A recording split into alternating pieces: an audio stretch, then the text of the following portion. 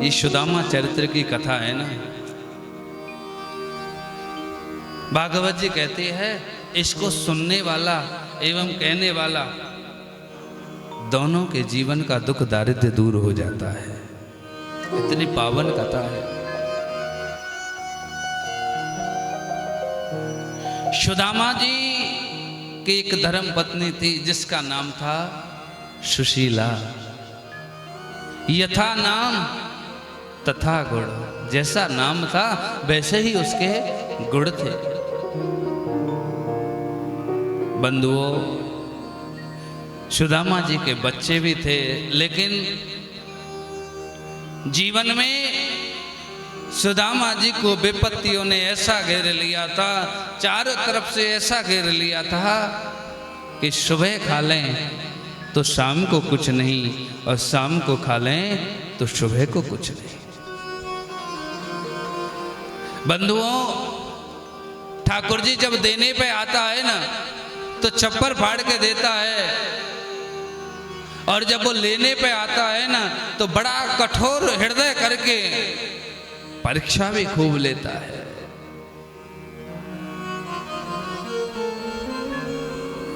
आज सुदामा जी के जीवन में ऐसी परिस्थिति आ गई कि जिस झोंपड़ी में रहते थे ना वो भी ऐसी नहीं थी कि अगर बरसात आ जाए तो बरसात का जल बाहर चला जाए, उस पर भी अच्छी घास फूस नहीं थी, बारिश का पानी अंदर आ जाता था। बड़ी मुश्किल से सुशीला अपने बच्चों को दुबकाती थी, बचाती थी। बंधुओं, गरीबी बहुत बड़ा अभिशाप होती है। जिसने गरीबी को नजदीक से देखा है ना वो जानता है गरीबी क्या होती है। बंधुओं, गरीबी जब आती है चार चीजों की परीक्षा होती है। धीरज, धर्म, मित्र और नारी। धीरज, धर्म, मित्र और नारी। धीरज, धर्म, मित्र और नारी।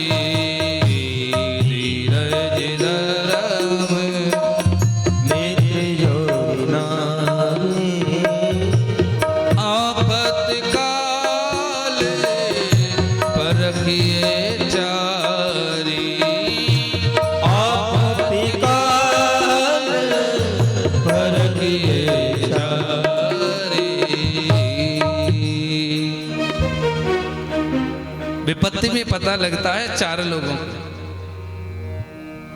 धीरज, धर्म, मित्र और नारी। विपत्ति आती है तब पता लगता है कि इसके अंदर कितना बड़ा धैर्य है, कितना ये धैर्यवान है। धीरज, धर्म। बंधुओं, जीवन में कितना भी संकट आ जाए, भले ही चारों तरफ से संकट ने घेर रखा हो, कभी अपने धर्म से विचलित नहीं होना चाहिए। आज बात बात पर हम लोग धर्म बदल लेते हैं, धर्म परिवर्तन कर लेते हैं, ये अच्छी बात नहीं है। ठाकुर जी ने कोई तो आपके अंदर ऐसा सद्गुण देखा होगा जो हिंदू धर्म में आपको जन्म दिया, कुछ तो देखा होगा, फिर आप अपनी मनमानी क्यों कर रहे हो? ऐसा करके आप शास्त्रों का ही नहीं बल्कि उस परब्रह्म परमात्मा का भी अपमान कर रहे हो जिन्होंने तुमको हिंदू धर्म में भेजा। बोलो राधे। बंधुओं, धीरज, धर्म, मित्र और नारी। विपत्ति में पता चलती है कि ये मित्र मेरा वास्तव में मित्र है या धन दौलत का है। क्योंकि कहते हैं कि बनी बनी के चेहरे पर लाखों निसार होते, और जब बनी बिगड़ती है तो दुनिया में दुश्मन हजार होते। आपके पास धन नहीं था तो आपको कोई पूछने वाला नहीं था। आज जरा सा धन आ जाने दो, आपको जो नहीं जानता है वो भी आपको अपना मित्र बनाना चाहेगा।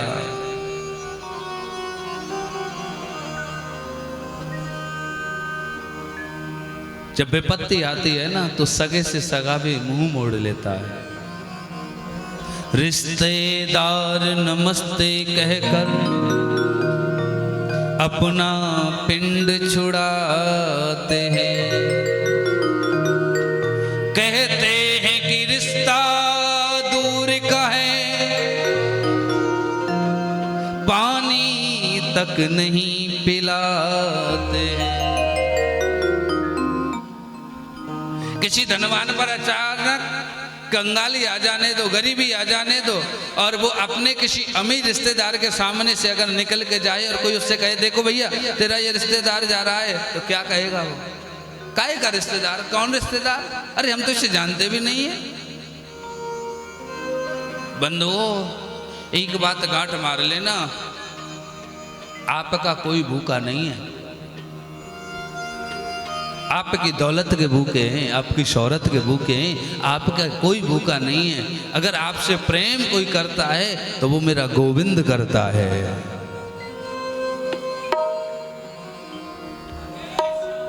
बंधुओं,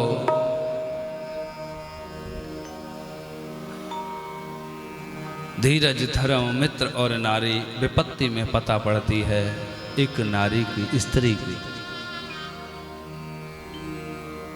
विपत्ति में मालूम होता है ये वास्तव में धर्म पत्नी है या पत्नी। धर्म पत्नी कभी भी कितनी भी बड़ी विपत्ति आ जाए, कितनी भी बड़ी विषम परिस्थिति आ जाए, अपने पति को कभी छोड़ करके नहीं जाती है। आजकल की माताएं जरा सी एक साड़ी नहीं अगर दिलाई, एक दिन अगर शॉपिंग के लिए मना कर दिया तो छोड़ करके मायके में जा करके बैठ जाती हैं, यह कहते हुए जब तेरे पास कुछ था नहीं तो मुझे क्यों लाया। बंधुओं, मैं ऐसी माताओं से कहना चाहूंगा, ये केवल उसका ही दोष नहीं, ये तेरे भी कर्म हैं। तेरे कर्म से ही तो तुझे तेरा पति मिला है, तेरे कर्म के अनुसार ही तो तुझे ऐसा पति मिला है। क्यों दूसरे को दोष दे रहे हो? ये कर्म भूमि है, इस हाथ से कर्म करो, इस हाथ से फल लो। कर्म प्रधान विश्व रचना का, जो जस करें सो तस फल चाका। जो जैसा कर्म करता है, सुंदर पत्नी का मिलना, अनुकूल पत्नी का मिलना, ये आपके कर्मों का ही खेल है। अनुकूल बच्चों का न मिलना, पति का न मिलना, ये भी आपके ही कर्मों का खेल है। को न काऊ सुख दुख कर दाता, निज कृत कर्म भोग शव बराता। कोई किसी को सुख दुख नहीं देता है बंधुओं, आपके किए गए कर्म ही आपके सुख और दुख का कारण बनते हैं। इसलिए मैं ऐसी माताओं से निवेदन करता हूं, आप धैर्यता से काम लो। आज पति पर विपत्ति आई है, ऐसा कहते हैं गम के बादल ज्यादा समय टिकते नहीं हैं, छिट जाते हैं। समय जीवन में खराब जरूर आता है सबके, लेकिन वो ज्यादा समय टिकता नहीं है। और उस खराब समय में आप ट्रैक चेंज मत करो, अपनी गाड़ी को नई दिशा में मत मोड़िए जिसमें चल रही है। पर देखिए, कभी संकट आए ना, भगवान से आप जाकर के रोएं, ये मत रोइए प्रभु मेरे जीवन में संकट आ रहा है।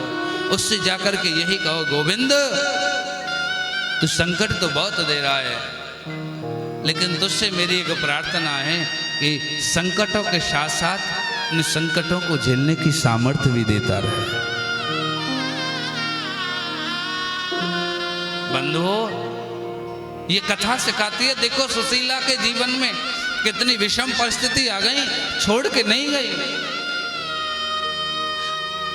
ऐसी कौन सी माँ होगी इस दुनिया में जो अपने बच्चों को भूखा सुला देगी? ऐसा कहते हैं माता पिता खुद भूखा सोना पसंद करते हैं, मगर अपने बच्चों का जैसे तैसे पेट भर के ही सुलाते हैं।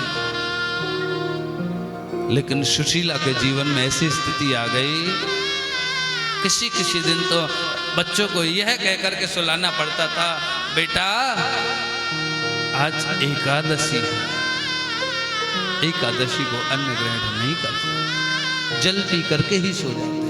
कैसी परिस्थिति रही होगी कल्पना करो। बंधु,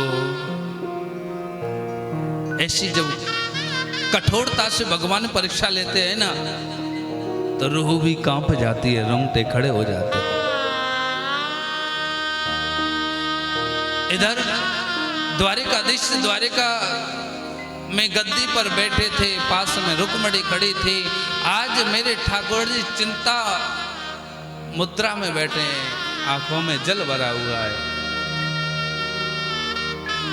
आज रुक्मणी ने जब इस अवस्था में देखा, अब पूछने लगी, स्वामी आज आप कुछ व्याकुल व्याकुल नजर आ रहे हो, क्या बात है, क्या चिंता है तुम्हें, क्या प्रजा में कोई कष्ट है किसी को? द्वारिकाधीश कहने लगे, रुक्मणी मेरा जो मित्र है ना, उसके जीवन में ऐसा संकट आ गया है, सुबह खा ले तो शाम को कुछ नहीं, और शाम को खा ले सुबह को कुछ नहीं। बंधुओं, भगवान भूखा जगाता सबको है, मगर सुलाता किसी को नहीं है। लेकिन सुदामा के जीवन में ऐसा आ गया कि बच्चों को भूखा सोना पड़ता था। द्वारिकाधीश के नेत्र भर आए, कहने लगे, मैं अपने मित्र का दुख कैसे दूर करूं? ये आता नहीं है, इतना हठी है, अपनी भक्ति में ऐसा अड़ा हुआ है, ये आ नहीं रहा है, और मैं जाऊं कैसे? आज मानो द्वारिकाधीश स्वयं साधु का वेश बनाते हैं, और साधु का वेश बना करके पहुंच गई सुदामा के कुटिया पर।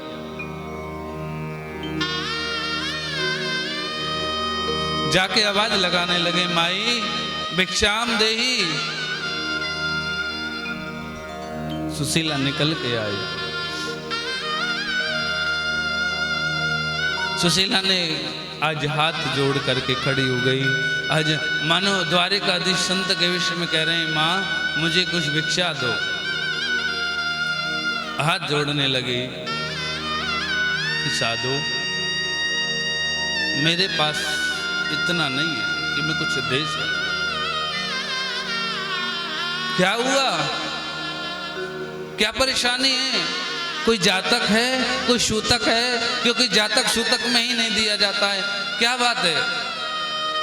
आज जल भर आया, जल छलक आया आंखों से। कहने लगी, साधु मेरे यहाँ जातक है। कौन हुआ है, बेटा या बेटी? सुशीला रोती हुई कहने लगी, स्वामी मेरे यहाँ बेटी ने जन्म लिया है, और जब से उस बेटी ने जन्म लिया है ना, मेरा लेना देना सब बंद हो गया है। बंधु, द्वारिकाधीश साधु के बीच में कहने लगे, इसका मतलब आपके यहाँ दरिद्रा ने जन्म ले लिया है? हाँ प्रभु, मेरे यहाँ दरिद्रा नाम की बेटी ने जन्म लिया है। जब से उसने लिया है ना, लेना देना बिल्कुल बंद हो गया है। क्या करूं, देने को कुछ है नहीं, और मना करने को ये दिल नहीं मान रहा, क्योंकि शास्त्र कहते हैं कि द्वार पर कोई भी आ जाए भिक्षु को, उसे आपको उस ठाकुर जी ने जैसा दिया है समय पर, वैसा उसे दान दे के विदा करना चाहिए। क्या करूं, देने को कुछ नहीं है मेरे पास। बंधु, द्वारिकाधीश साधु के बीच में कहने लगे, देवी आप तो सुशीला हो ना, सुदामा की धर्मपत्नी। आज आंखों के आंसुओं को पहुंचा। कहने लगे, हाँ हाँ मैं सुशीला हूं।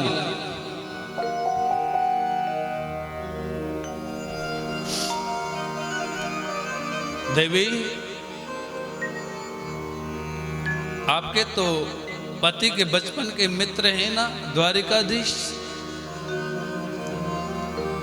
आप फिर अपने पति को उनके पास क्यों नहीं भेज देती? अरे एक बार भेजे तो सही, देख तेरे जीवन के ये सारे दरिद्र दूर हो जाएंगे। कहाँ है तेरे पति? सुशीला ने कहा अभी वो पूजा कर रहे हैं, बुला के लाऊं? बोले नहीं नहीं अभी नहीं, पूजा करने दे, बाद में पूछ लेना। ऐसा कह करके चले गए और जाते जाते कहने लगे तेरे पति को भेज देना द्वारिका। आज सुदामा जी तो पूजा से खड़े होके आए। आज आते ही सुशीला ने प्रश्न कर दिया, स्वामी हे प्राणनाथ, क्या वो द्वारिकाधीश आपके मित्र हैं?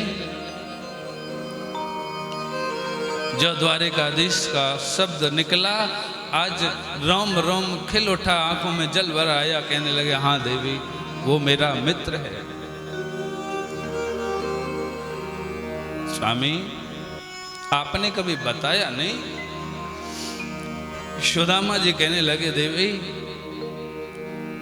एक गरीब एक अमीर को अगर मित्र बताता है ना तो दुनिया वाले उसकी हंसी उड़ाते हैं। कहते हैं कि कहाँ राजा भोज और कहाँ गंगू तेली। मैं कैसे कहता कि ये मेरा मित्र है, ये दुनिया मेरा उपहास उड़ाती। देवी लेकिन तुम क्यों पूछ रही हो? आज सुशीला कहने लगी स्वामी मैं चाहती हूं तुम अपने बचपन के मित्र से मिलकर के आओ। अरे वो जब हमें इस अवस्था में देखेंगे तो वो कुछ हमारी हेल्प करेंगे, सहायता करेंगे, हमारा ये दरिद्र दूर हो जाएगा। आज जब ऐसा कहा, सुदामा जी कहने लगे बाबरी, ब्राह्मण को धन केवल भिक्षा। बाबरी, इस दुनिया में संकट किस किस के ऊपर नहीं आया? किसने संकट नहीं झेला? राजा हरिश्चंद्र जो बड़ा सुंदर राज्य करते थे, वो भी काशी के बीच में जाकर के बिकते हैं, आवाज लगाते हैं, हम आए प्राणी तीन, कोई खरीदे हमें ले। आवाज लगाने लगे। विश्वामित्र ने कहा अगर सूर्य अस्त से पहले पहले मेरी दान की पूर्ति नहीं हुई, श्राप दे दूंगा राजा। कल्पना करो, जो राजगद्दी पर बैठा था आज काशी में आवाज लगा रहा है, हम तीन प्राणी हैं, कोई खरीदार हो तो हमें ले लो।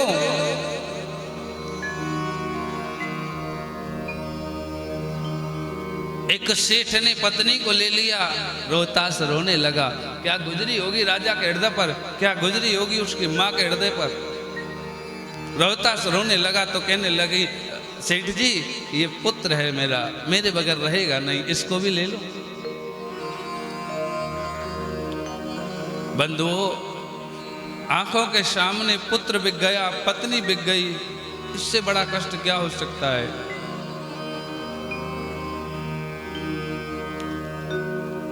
बंधुओं, हरिश्चंद्र को जब खरीदने आया ना तो एक डोम आया। भगवान बड़े कठोर होकर के परीक्षा लेते हैं।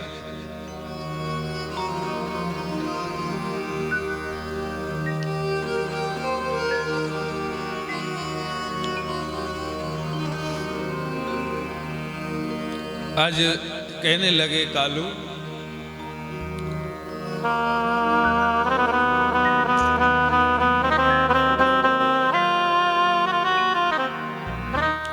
कालू तू ले ले कालू मोय,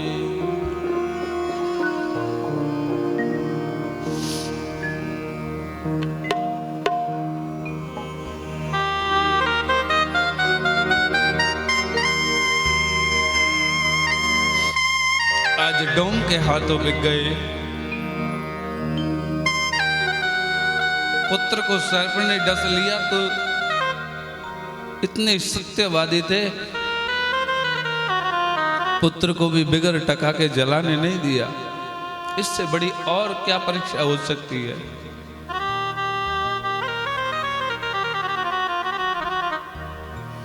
शाम से दिल का लगाना कोई मजाक नहीं, शाम से दिल का लगाना कोई मजाक नहीं। जीते जी जान से जाना, जीते जी जान से जाना कोई मजाक नहीं। और जीते जी जान से जाना कोई मजाक नहीं। जीते जी जान से जाना कोई मजाक नहीं। शाम से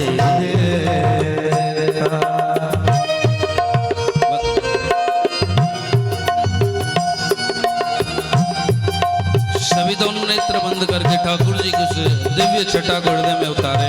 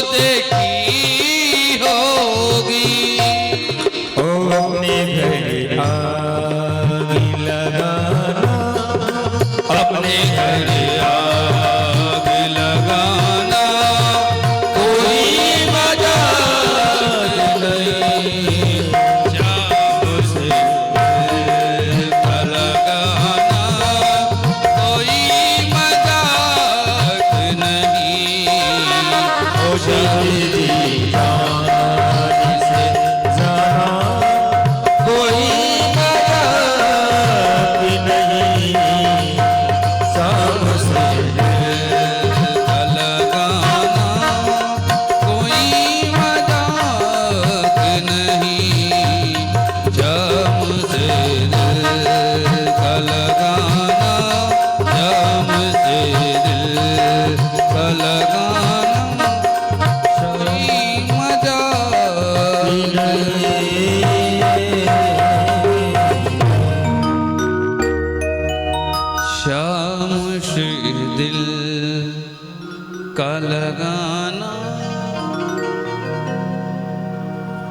ये छलिया है ना, इससे मोहब्बत करना बच्चों का खेल नहीं है। इससे तो वही लोग मोहब्बत कर सकते हैं जो अपने आप को जला सकते हैं।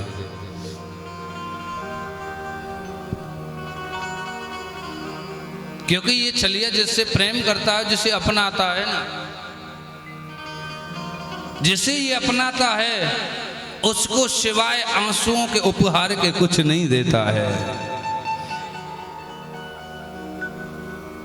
ये आंसू नहीं, ये वो मोती होते हैं बंधुओं, जो इसमें जितना तप जाता है उतना ही चमक जाता है। कहते हैं दाना गुले गुलजार का जल जाने के बाद साधु में चमक आती है तप जाने के बाद। आज सुदामा जी समझाने लगे, बाबरी ब्राह्मण को धन केवल भिक्षा। अरे अरे बड़े बड़े राजाओं ने कष्ट उठाया है, तो हम तुम हैं, अनगिनत राजाओं ने कष्ट उठाया है, तो ऐसे मत कर। आज सुशीला ने सोचा लेने देने की बात करी ना तो ये जाएंगे नहीं, बात को बदल दिया। बड़ी समझदार नारी थी। कहा मैं ये थोड़ी कह रही हूँ कि तुम जाकर के वहां धन मांग के लाओ, तो अरे मैं तो ये चाहती हूँ कि आप कभी मिलने नहीं गए, आप एक बार अपने बचपन के मित्र से मिल आओ। कितनी समझदार थी। सुदामा कहने लगे इच्छा तो मेरी भी होती है, लेकिन क्या बताऊं, क्या हुआ। ऐसा कहते हैं कुछ स्थान ऐसे हुए जहां खाली हाथ नहीं जाते हैं। मित्र का, बेटी का, बहन का, साधु संत का, ज्योतिषी का, ठाकुर जी का, ये दरबार ऐसे ही खाली हाथ नहीं जाना चाहिए। अब मैं मिलने जाऊं तो कुछ भेंट तो होनी चाहिए, कुछ उपहार तो होना चाहिए मित्र के लिए। और बरसों बाद मिलूंगा तो वो ऐसा छलिया है, वो बहुत बड़ा है, मैं जानता हूं उसको, वो जरूर मांगेगा। आज कहने लगी तुम इस बात की चिंता मत करो। सुदामा जी कहने लगे तो सुन सुशीला, तो जिस दिन व्यवस्था कर देगी उसी दिन चला जाऊंगा। अच्छा ऐसी बात है? बोले हाँ। सुशीला गई, 4-5 घरों से चावल मांग के ले आई। 4-5 प्रकार के चावल हैं, उपहार भी एक नहीं है। भागवत जी कहती है चील खंडे न त्वान वद्वा। एक बड़े ढूंढने पर उस झोपड़ी में एक जीड़ सीड़ धोती मिली और दुबरा तिबरा करके बड़ी मुश्किल से के चावल की पोटली बनाई और आज सुदामा जी को दे दी। कहा लो ये ले जाओ। और कहा सुनो आप जा तो रहे हो, हाँ। द्वारिकाधीश पूछे कि मेरी भाभी ने कोई संदेश भेजो तो मेरे को छोटा सा संदेश सुनाई दी। ये होना चाहिए नारियों को। कहा संदेश है तेरो? कहने लगी जब वो पूछे ना तो मेरा संदेश कहिए। एक मासे दोए पाख में दोए एकादशी हो, मेरे गिरधर लाल जो नित्य एकादशी हो। हे द्वारिकाधीश, महीने में 2 पक्ष होते हैं और दोनों पक्षों में एक एक एकादशी आती है, यानी 2 एकादशी आती है। लेकिन गोपाल मेरे घर तो रोज एकादशी बनी रहती है, मेरे घर भी कभी द्वादशी होगी कि ऐसे ही जीवन गुजरेगा। 2 लाइनों में कितनी बड़ी बात कह दी, अपनी गरीबी को बोल दिया। सुदामा जी लकुटिया लेकर के, धोती पहन करके, चावल की पोटली को काख में दबा के चलने लगे। चलते चलते जा रहे हैं, चलते चलते जा रहे हैं। अब कमजोर शरीर है, दुबला पतला शरीर है, ज्यादा चल भी तो नहीं सकते।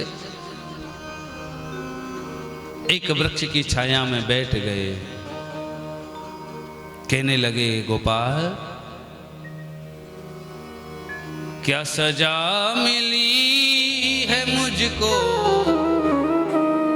तेरी दोस्ती के पीछे।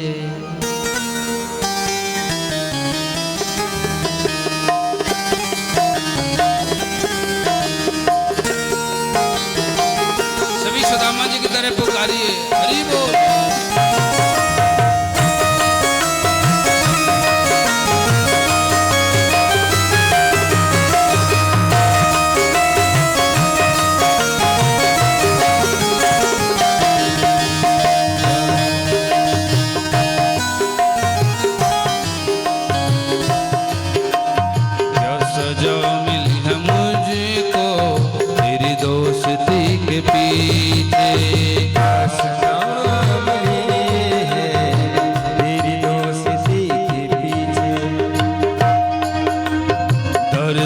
भटक रहा हूँ तेरी दोस्ती के पीछे, दर दर भटक रहा हूँ तेरी दोस्ती के पीछे। क्या सजा मिली है मुझको तेरी दोस्ती के पीछे, दर दर भटक रहा हूँ तेरी दोस्ती के पीछे। बोली द्वारिकाधीश की।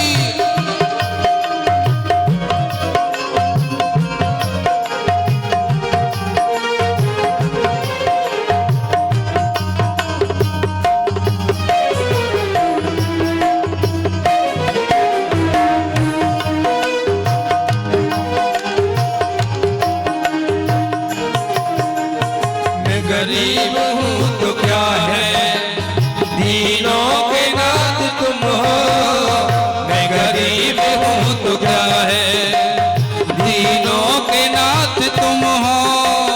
होठों पे है उदासी,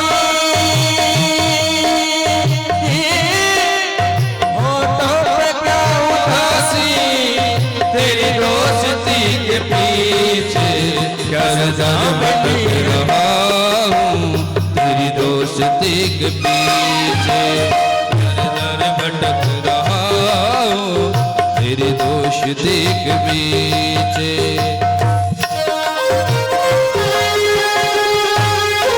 बोली द्वारिकाधीश की।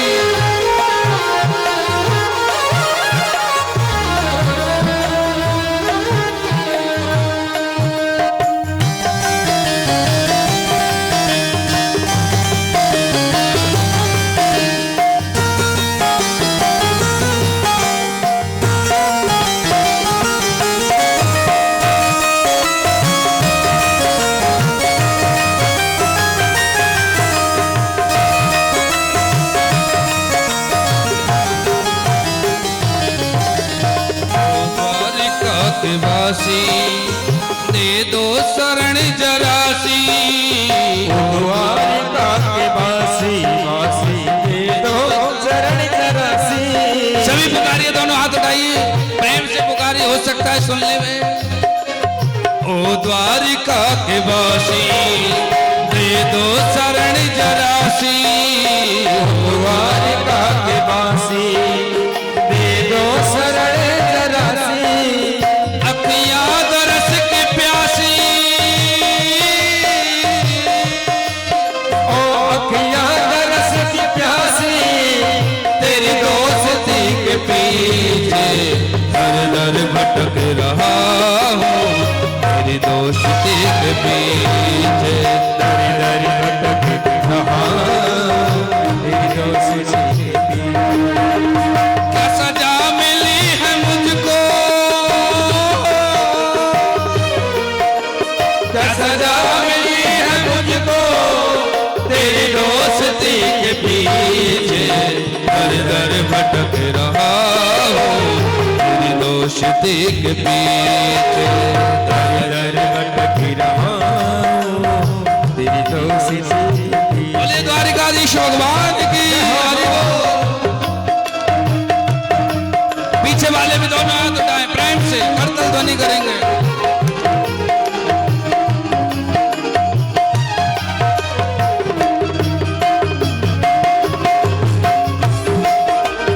राधा हरि लाल की हरि बोल।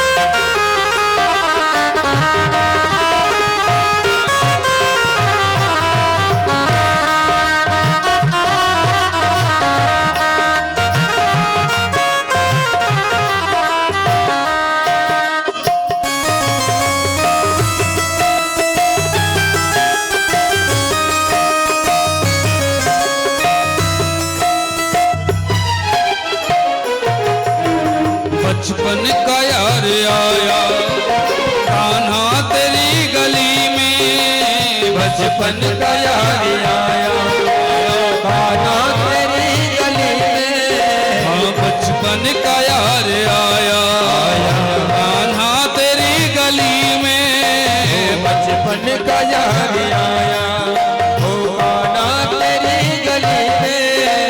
बन बन भटक के आया बन बन भटक के आया तेरी दोस्ती के पीछे दर दर भटक रहा हूँ तेरी दोस्ती के पीछे। दर भटक रहा हूँ तेरी दोस्ती के पीछे।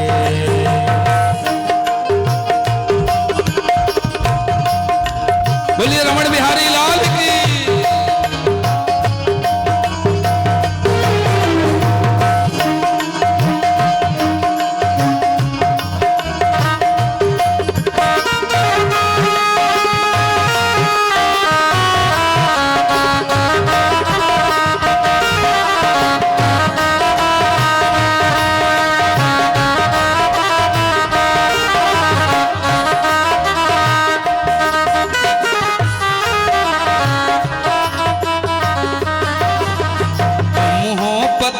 पावन अदमा का हूँ मैं स्वामी तुम हो पतित पावन अदमों का हूँ मैं स्वामी। हाँ तुम हो पतित पावन अदमों का मैं हूँ स्वामी।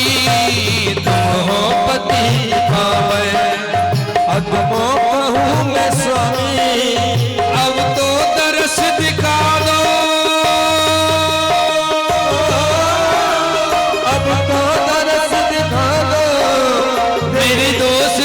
के पीछे दर दर भटक रहा हूँ तेरी दोस्ती के पीछे।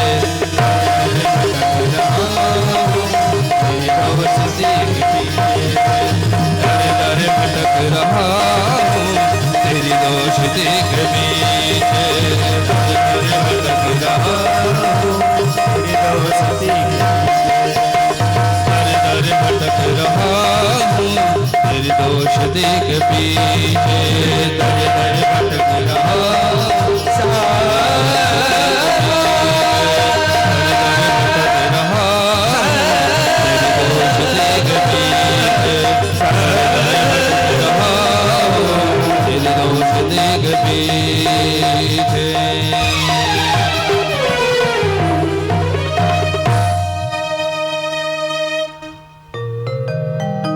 क्या सजा मिली है मुझको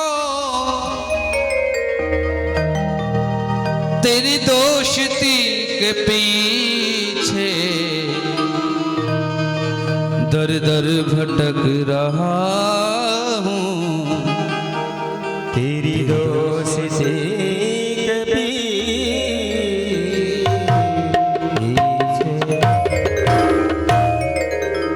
जब भगवान को एक बार मिलने की मन में ठान लेता है ना तो वो फिर भटकता भटकता पहुंच ही जाता है। और आज ऐसा कहते हुए उस वृक्ष की छाया में जब सो गए मेरे द्वारिकाधीश ने माया को आदेश दिया ऐसा करो मेरा मित्र वृक्ष की छाया में सो रहा है उसे उठा के द्वारिका के समीप सुला दो। माया ने ऐसा ही किया और जब सुदामा की आंख खुली तो क्या देखा सामने बड़ा सुंदर नगर है सुंदर भवन बने हुए। चौंक गए अरे मैं कहां सोया था कहां गया कहीं सपना तो नहीं देख रहा। तभी एक राहगीर वहां से निकल के जा रहा था उससे उसको रोका भैया एक थोड़ा रुको। हाँ भैया भैया ये कौन सा नगर है। उसने कहा ये द्वारिका है। अरे भैया या को मतलब हम द्वारिका में आए गए। हाँ भैया तुम द्वारिका में ही खड़े हो। अच्छा भैया जब तूने इतनी बताई है तो इतना और बता दे। कहा या द्वारिका में मेरे वह कन्हैया को महल कौन सा है। कौन सा कन्हैया क्या नाम है। यहाँ कोई कन्हैया नहीं है क्योंकि ठाकुर जी को वहाँ कन्हैया के नाम से नहीं कृष्णचंद्र के नाम से जानना जाता है। कन्हैया कनुआ ये तो मेरे ब्रज के हैं। कहने लगे यहाँ कोई कन्हैया का महल नहीं है, क्या नाम है, दूसरा कोई नाम है? हाँ बोले है भैया। जब हम शांतिपन गुरु के यहाँ पढ़ते थे तो सब वाको कृष्णचंद्र कह के पुकारते, भैया वो हमारे बचपन को मित्र है, हम तो बातें कनुआ कहवे, अब पतो ना भैया जहाँ आए के वाने जन कहा नाम रख लियो। जो ऐसा कहा बचपन का मित्र है। तो राहगीर कहने लगा, मालूम है आप किसका नाम ले रहे हो? सुदामा जी कहने लगे, भैया कौन है? अरे जिसका तुम नाम ले रहे हो वो यहाँ के सर्वे सर्वा हैं, राजा हैं, और राजा का नाम ऐसे नहीं लेते, बड़े अदब से लेते हैं। सम्मानी व्यक्ति का नाम बड़े अलंकार लगा करके लेते हैं, ऐसे नहीं लेते। सुदामा जी तो बोले वाले, कहने लगे, भैया तू ही बता दे तो कैसे लेवे? राहगीर ने कहा, उनका नाम लेना है तो ऐसे लो, राजाधिराज श्री श्री 1008 श्री कृष्णचंद्र महाराज। जो इतनो लंबो चौड़ो नाम बोलो। सुदामा जी कहने लगे, अरे भैया या को मतलब हमारो कनुआ इतने बड़ो हैगो, इतनो बड़ो हैगो कि बड़े होने के साथ साथ वह को नाम बढ़ गो। अरे भैया काऊ ने सही कही है, जब प्राणी के पास धन आ जाए ना तो वह को नाम स्वतः ही बढ़ जाए। चलो कोई बात नहीं भैया, चलो तुम ये बताओ कि महल कौन सो है? राहगीर ने कहा, जितने भी भवन नजर आ रहे हैं सब उन्हीं के, चले जाओ। भागवत जी कहती है, सुदामा जी रुक्मणी के अंतःपुर तक चले गए थे, भवन में अंतरपुर तक चले गए। लेकिन श्री नरोत्तम दास जी ने सुदामा चरित्र का चरित्र चित्रण कुछ इस कदर किया है कि सुदामा जी जब द्वार पर पहुंचे तो द्वार पर 2 द्वारपाल मिले। द्वारपालों से कहा, भैया आप अपने राजा को हमारा संदेश दे दोगे? उनसे जाए के कह दो कि तुम्हारे बचपन को मित्र सुदामा आयो है। अब कुछ तो द्वारपाल हंसी उड़ाने लगे कि देखो देखो अपने आप को द्वारिकाधीश का मित्र कहता है। लेकिन एक द्वारपाल जो था, ड्योढ़ीवान था, वो बड़ा समझदार था। वो जानता था मेरे गोविंद के भक्त, मेरे गोविंद के प्रेमी कैसे भी हो सकते हैं, उनको पहचानना मुश्किल है। तुरंत महल में गया,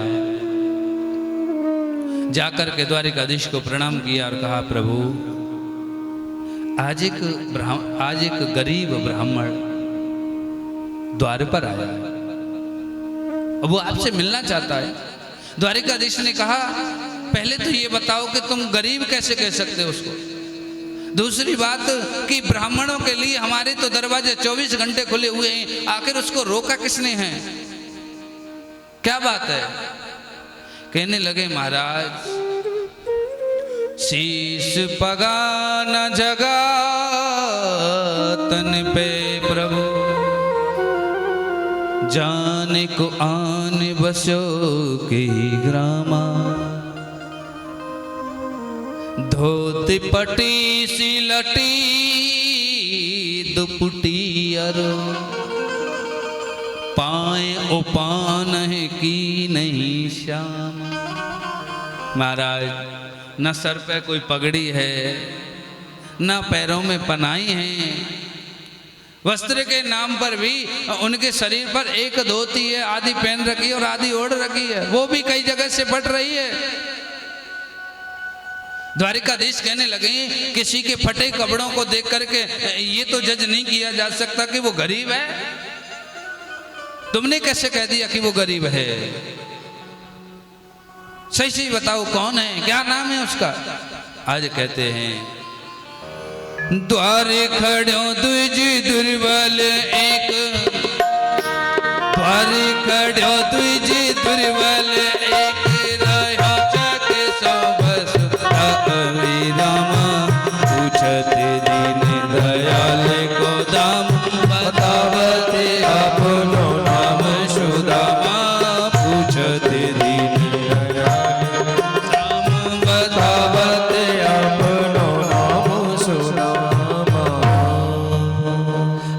पर जो ब्राह्मण खड़ा है ना, वो एक अजीब बात बता बता रहा है। कैसी अजीब, वो कह रहा है कि वो तुम्हारे बचपन का मित्र है। बचपन का मित्र? हाँ, क्या नाम है? आज द्वारपाल ने कहा सुदामा। आहा, द्वारिकाधीश ने जो सुना सुदामा आया है, तुरंत निज सिंहासन से खड़े होकर के दौड़ पड़े। कहीं पीतांबरी है, कहीं पनाई है, कहीं कुछ है, पुकारते जा रहे हैं, अरे मित्र सुदामा, अरे ओ मित्र सुदामा। द्वारिकाधीश तब तक द्वारे पर पहुंचते, तब तक सुदामा लौटने लग गए थे।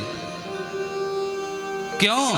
क्योंकि यह सोचा कि एक राजा है और ये सारी प्रजा के सामने इस गरीब को कैसे अपना मित्र कहे।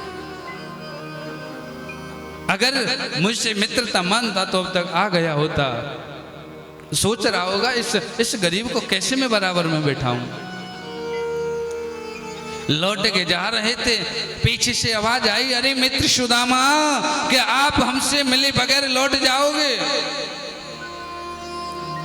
पीछे मुड़ के देखा तो कोई और नहीं, दोनों भुजा पसार करके मेरे द्वारिकाधीश दौड़े चले आ रहे हैं। आज अंक से लगा लिया, हृदय से लिपट गए। आज कहने लगे, सुदामा मुझसे मिले बगैर ही लौट जा रहे थे भैया, क्या बात है? आज कहने लगे, भैया मैंने तो यह सोची कि तू एक राजा है, ये प्रजा के सामने तू मेरे कैसे सम्मान करता, लेकिन लाला तेने आज मेरी दोस्ती की लाज रखी। कथा सिखाती है, दोस्ती धन दौलत से नहीं होती, दोस्ती दिल से होती है। दोस्ती में ऊंच नीच का कोई भेदभाव नहीं होता। भेदभाव होता तो द्वारिकाधीश सुदामा को कभी गले नहीं लगाते। आज अंक में भर के महल में ले गए और जिस निसिंहासन पर स्वयं बैठते थे उसी पर जाकर के जबरदस्ती बिठा दिया। सुदामा जी को तो संकोच लग रहा था कि इतना सुंदर सिंहासन है, गंदा हो जाएगा। बोले नहीं तो बैठ, तुझसे बड़ा नहीं है ये सिंहासन। जबरदस्ती बैठा दिया। और आज रुक्मणी जी को आदेश दिया, रुक्मणी मेरे बचपन का मित्र मुझसे मिलने के लिए आया है, ऐसा करो तुम जल की जारी लेके आओ, मुझे इनके चरण पखारने हैं। रुक्मणी समझ गई कि ये साधारण पुरुष नहीं है। हजारों सेवक सेविकाएं द्वारिकाधीश के आदेश के लिए तत्काल खड़ी रहती हैं, लेकिन द्वारिकाधीश ने सभी सेवक और सेविकाओं को छोड़ करके मुझे आदेश दिया है। इससे ये तो सिद्ध हो गया कि ये कोई खास व्यक्ति है जिसकी सेवा का सौभाग्य मुझे दिया है। आज रुक्मणी जी जल की झारी लेने अंदर गई और जल की झारी जब तक अंदर से लेकर आती तब तक सुदामा जी को निहारते निहारते ठाकुर जी की नजर जब उनके चरणों पर पड़ी, आहा, चरणों में छाले बने हुए हैं, कोई कोई छाला फूट गया है, नन्हे नन्हे कंकड़ भरे हुए हैं, विवाही फटी हुई है। आज मन व्यथित हो गया द्वारिकाधीश का। आज रुक्मणी जी जल की झारी लाती उससे पहले ही मानो आज ठाकुर जी के नेत्रों से गंगा यमुना प्रकट हो गई, अश्रुपात करने लगे। कहने लगे, मित्र ऐसे विहाल विवाह इनको पगो, कंटक जाल लगे पुनि जोए, हाय महादुख पायो सखा, आए इते न किते दिने खोए, देख सुदामा की दीन दशा, करुणा निधि करुणा करे रोए, पानी पराते को हाथ छुओ नैनने के जल सो पग धोए, सुदामा की दीन दशा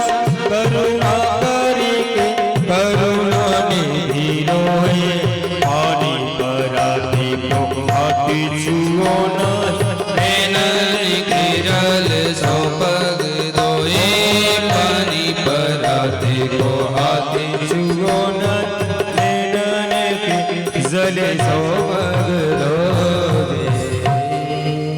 आज आंखों से ऐसी अश्रुपात करने लगे, आज आंखों के आंसुओं से सुदामा के चरणों को भिगो दिया। बंधुओं, सुदामा को स्नान कराए, सुंदर वस्त्र पहनाए, सुंदर भोजन कराया, अपने पत्नियों को आदेश कर दिया, मेरा मित्र आया, सभी आशीर्वाद लो।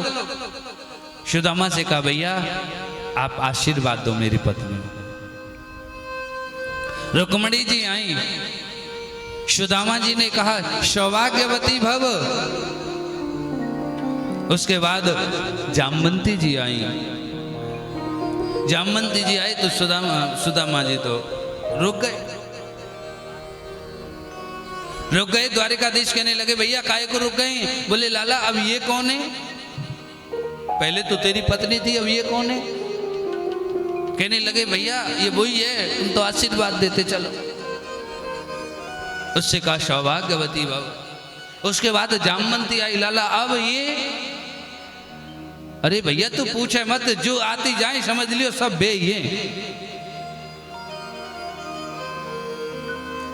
सुदामा जी कहने लगे, भैया लाला तेरी तो बड़ी लीला अपरंपार है, काऊ काऊ को एक एक बयाना है रो, तेरे तो लेने लग रही है। सौभाग्यवती भव, सौभाग्यवती भव, सौभाग्यवती भव। जब 2-4-6 कृष्ण पत्नियों को आशीर्वाद दे दिया, कहने लगे लाला तू यहाँ आ। हाँ क्या बात है भैया, तू सही सही बताइयो, ये सब तेरी पत्नी है या ये अड़ोस पड़ोस की सब इकट्ठी कर ली है तेने? बोले नहीं भैया ये सब मेरी ही पत्नी है। तो लाला तेरे कितनी पत्नी है यूं तो बता। कहने लगे भैया साची साची बात है, और मेरे पत्नी 16,100, जो 16,001 से 8 को नाम सुनो। कहने लगे लाला अरे भैया मैं तो थक गयो, मेरे अंदर इतनी सामर्थ्य ना है जो तेरी सब पत्नी को आदि आशीर्वाद दे सक। द्वारिकाधीश कहने लगे भैया घर में लड़ाई थोड़ी करवानी है, आदि को आशीर्वाद दे दियो, आदि रह गई है। आदि क्या कहेंगे कि ऐसे बचपन के मित्र आए हमको आशीर्वाद भी ना दियो। अरे भाई तो भैया 16,108 तो मेरी पत्नी है, 10-10 पुत्र हैं, एक पुत्री हैं, सबको देनो है। सुदामा जी कहने लगे भैया मैं दुर्बल से ब्राह्मण इतना आशीर्वाद नहीं दे सकूं, ऐसा कर तू सबके बदले तू आशीर्वाद ले ले। आज वह परब्रह्म परमात्मा नारायण सुदामा जी के चरणों में झुक करके आशीर्वाद लेते हैं, और सुदामा जी आज आशीर्वाद देते हैं, हे द्वारिकाधीश तू चिरंजीव भव। ब्राह्मणों के पास अगर देने के लिए कुछ होती है तो वो होता है आशीर्वाद। अगर ब्राह्मण आशीर्वाद दे दे तो समझ लो बेड़ा पार है। बोलो राधे, जोर से बोलेंगे राधे।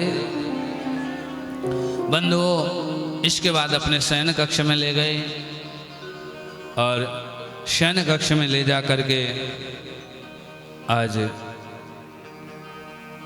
बातें करने लगे। लाला तू बचपन में बाबाजी बैरागियों की बड़ी बातें करता था, भैया तेरा ब्याह भयो करना है?